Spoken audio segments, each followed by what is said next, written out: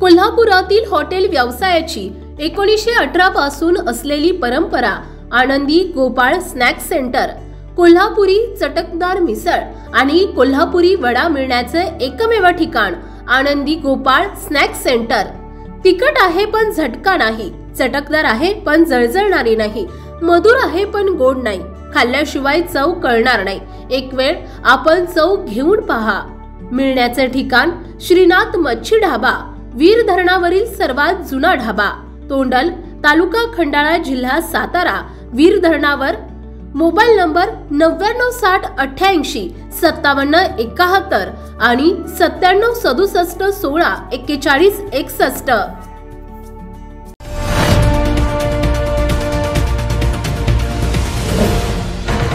सावधान हिंदुस्तान न्यूज, ज्वलंत विचार, ज्वलंत आचार। माध्यमे म्हणजे लोकशाहीचा चौथा स्तंभ आहे।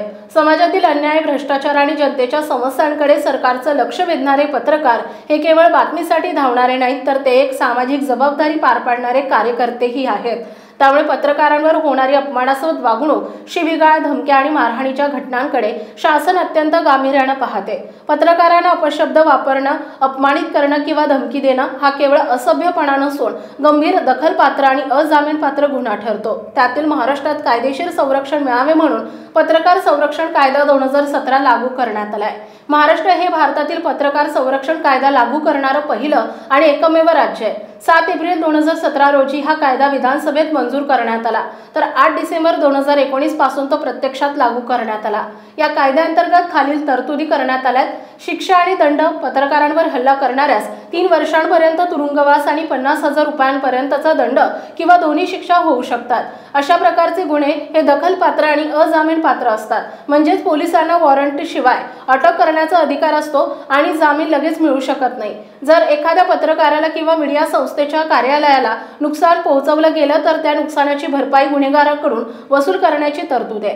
पत्रकारांवरील हल्ल्याची चौकशी DYSP स्तरावर होते।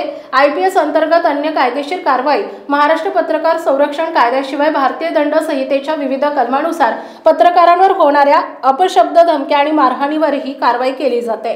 कलम 323 मारहाण 1 वर्ष कारावास, दंड दोन्ही।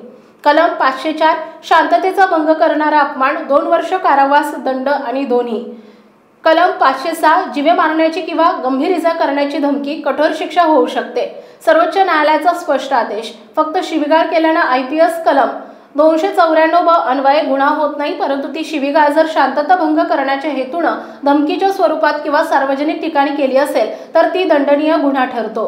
पत्रकारांवरील हल्ल्यांचं उदाहरण: सामाजिक जबाबदारीचा अपमान: अनेक वेळा पत्रकारांनी समाजातील महत्त्वाच्या प्रश्नांवर प्रश्न उपस्थित केल्यानं त्यांना धमक्या, अपशब्द किंवा मारहाणीचा सामना करावा लागतो।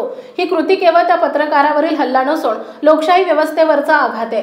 त्यामुळे अशा घटनांमध्ये पत्रकारांनी तक्रार नोंदवून कायदेशीर संरक्षणाचा लाभ घ्यावा हे अत्यंत आवश्यक आहे।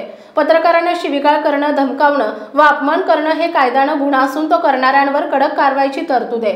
पोलिसांनी अशा प्रकरणांकडे केवळ तक्रार म्हणून न पाहता लोकशाही व्यवस्थेच्या सुरक्षेच्या दृष्टीने गांभीर्याने पाहणं गरजेचं आहे। माध्यमकर्मींचे स्वातंत्र्य टिकवणं ही समाजाची जबाबदारी आहे। जर माध्यमे अबाधित राहिली तरच समाजाला खरी माहिती मिळू शकते आणि म्हणूनच पत्रकारांना असुरक्षित वाटण्याची वेळ येणं ही कुठल्याही प्रगत लोकशाहीसाठी दुर्दैव आहे।